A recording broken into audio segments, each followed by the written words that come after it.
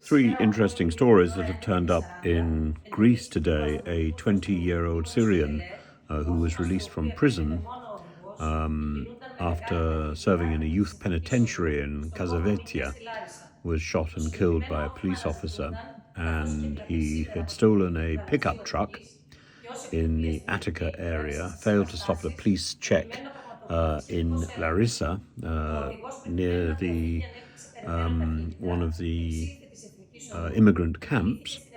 There was a chase by the police.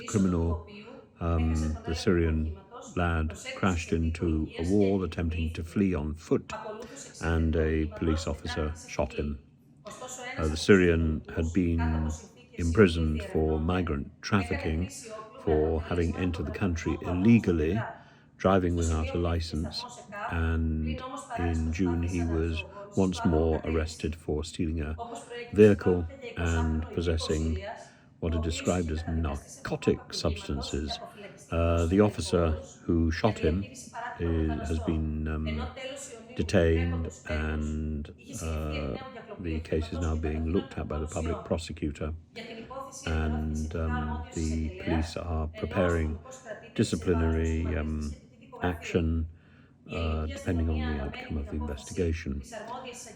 And of course we should take this quite seriously, because the Greek approach to immigration is one of the approaches that is being followed by Suella Braverman in Britain. The other interesting story is about a church in Turkey. This is a church with a historic background in Izmir, in Smyrna, and there was a party held inside the church of Saint Vukolos, an Orthodox church, maybe not being used as an Orthodox church at the moment, but in the same way that one wouldn't be using Hagia Sophia, which is now partly converted to a mosque, for raves, I don't think one should be using former churches across Turkey or anywhere for these sort of musical celebrations, particularly as this particular church has occasionally held liturgies, and there have been serious exhibitions held inside the church, in contrast to this musical extravaganza. Μιλήσαμε για την κατάσταση που επικρατεί αυτή τη στιγμή στην Ουκρανία. З паном президентом ми сьогодні обговорили ситуацію в Україні. It's the 500th day of the Ukrainian war, and President Zelensky is in Istanbul and meeting with the ecumenical patriarch, Patriarch Bartholomew. And Patriarch Bartholomew, looking very old, prays with President Zelensky in the ecumenical patriarchate in the Fana in Istanbul.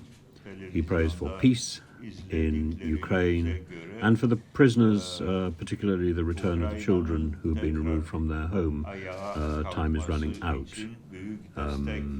And the ecumenical patriarchate, as the mother church of all Orthodox in Ukraine, is always on their side, he says. The meeting with the ecumenical patriarch Bartholomew, Zelensky says that they have discussed the implementation of the peace formula, the return of the children deported by the Russian occupiers, and whom we should return home to their relatives in Ukraine. He thanks the ecumenical patriarch for unwavering support and prayers for peace, for condemning aggression and crimes, for the comprehensive assistance to Ukrainian men and women who suffered during the war. Also today, President Erdogan has released Azov prisoners, which of course won't go down terribly well with President Putin and his cronies in the Kremlin.